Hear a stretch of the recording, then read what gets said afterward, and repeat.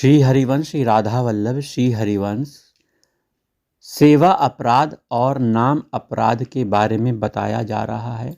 ध्यान से सुनिए। सेवा करते हुए कोई अपराध ना हो जाए, नाम जाप करते समय नाम का कोई अपराध ना हो जाए, इसका ध्यान विशेष रूप से रखिए। सबसे पहली बात, किसी सवारी में गाड़ी में चढ़कर अथवा पैरों में खड़ाऊ या चप्पल जूता पहनकर भगवान के मंदिर में जाना, ये सेवा अपराध कहा जाता है।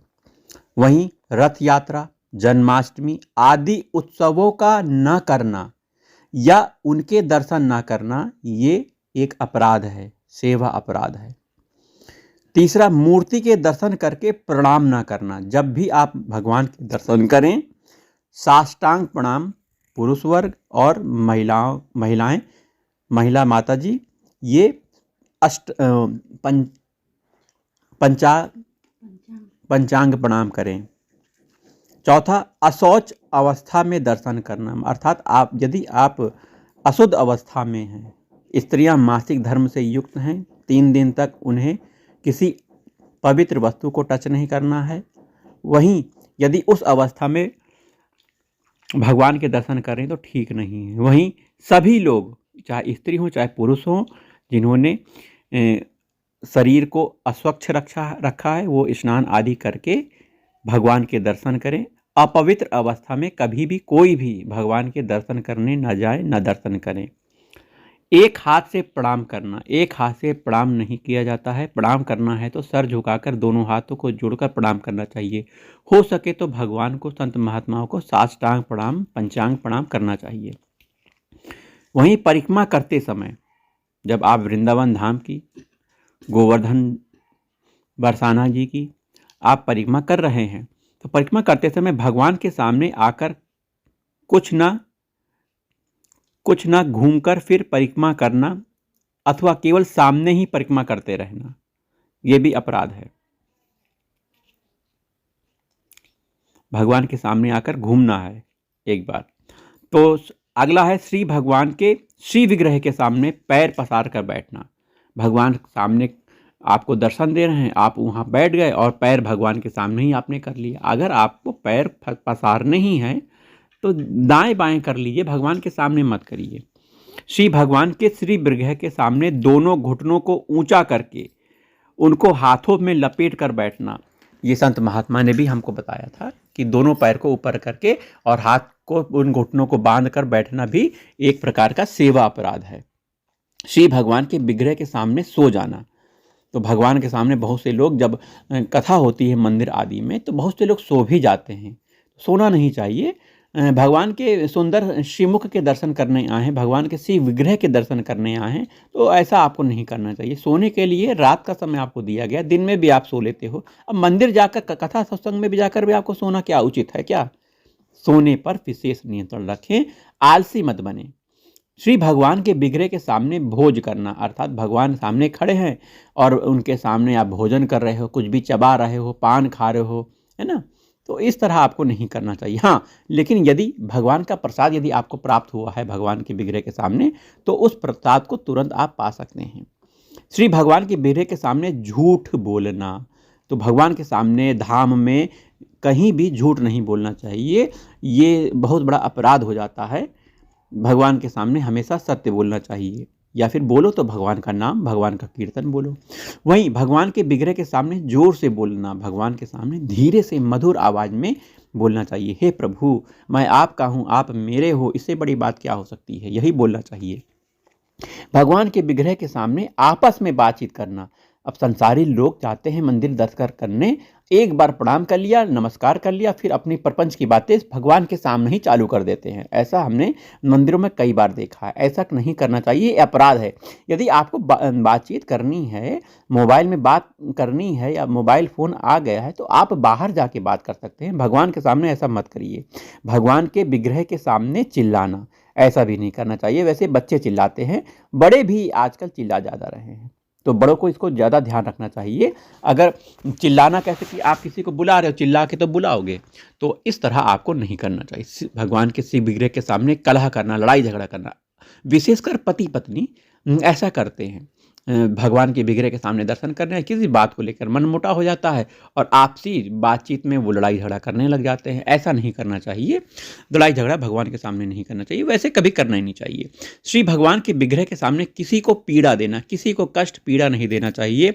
श्री भगवान के विग्रह के सामने किसी पर अनुग्रह करना, श्री भगवान के विग्रह के सामने किसी को निष्ठुर वचन बोलना बिल्कुल नहीं, कभी नहीं बोलना चाहिए। भगवान तो हर जगह है ना, तो हमें निष्ठुर वचन किसी को नहीं बोलना चाहिए। अगला, श्री भगवान के विग्रह को पीठ देकर बैठना। मंदिर में जाते हैं लोग और भगवान के पहले दर्शन करेंगे, फिर बतियाने के लिए, बातचीत करने के लिए पीठ करके फिर दूसरे से बातचीत करने लग जाते हैं। तो इस तरह नहीं करना चाहिए, ना बात करना चाहिए, ना भगवान के सामने पीठ करके बैठना चाहिए।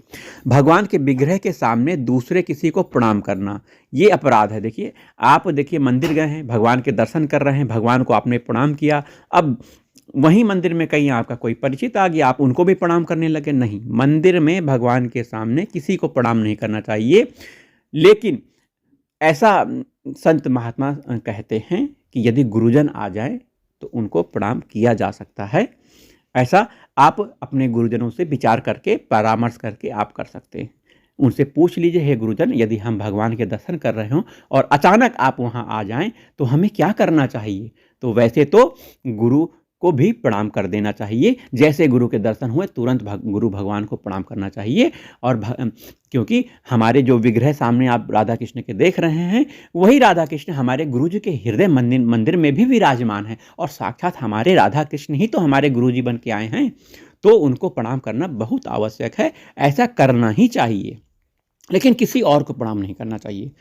वहीं गुरुदेव की अभ्यर्थना, कुशल प्रश्न और उनका स्तवन नहीं करना। गुरुदेव श्री भगवान स्वरूप हैं, उनकी पूजा करना, उनकी आज्ञा का पालन करना, उनकी सेवा करना, उनका स्तवन करना, ये सब हमारे कर्तव्य हैं, एक शिष्य का कर्तव्य है।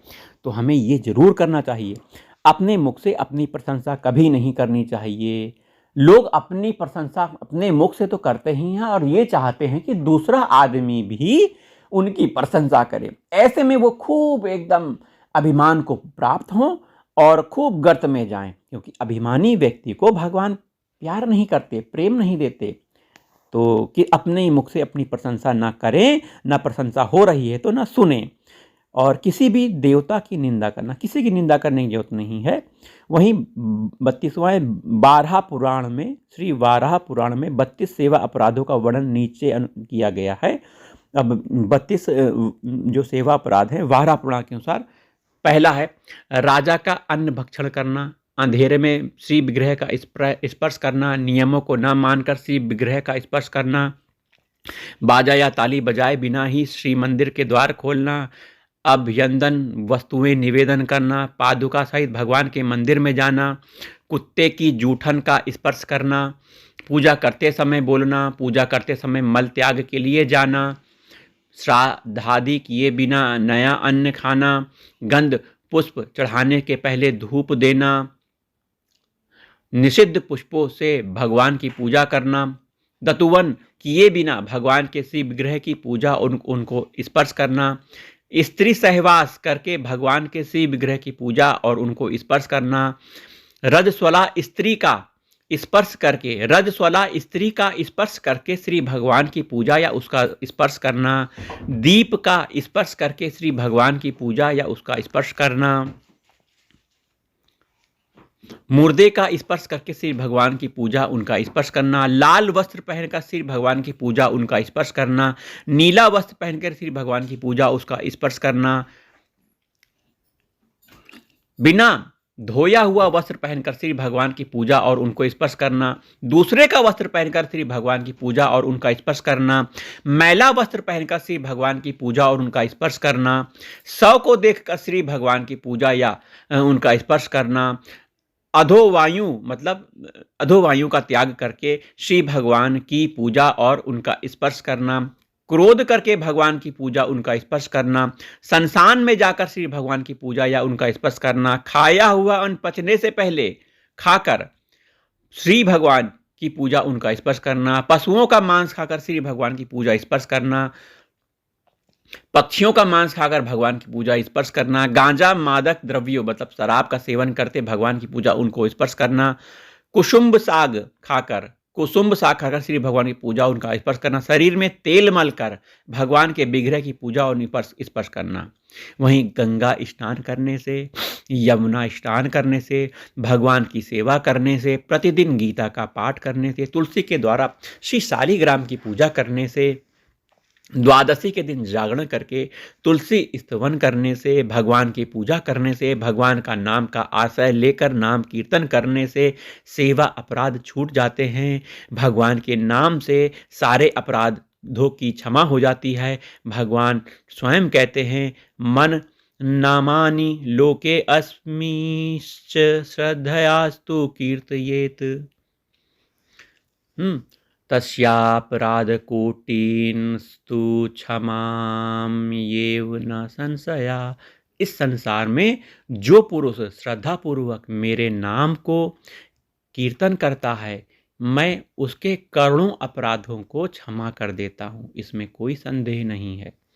अब हम नाम अपराध के बारे में अगले वीडियो में आपको बताएंगे। जय जय राधा वल्लभ, श्री हरिवंश, श्री वृंदावन, श्री वंचन। जय जय श्री राधा, जय जय श्री राधा, श्री राधा।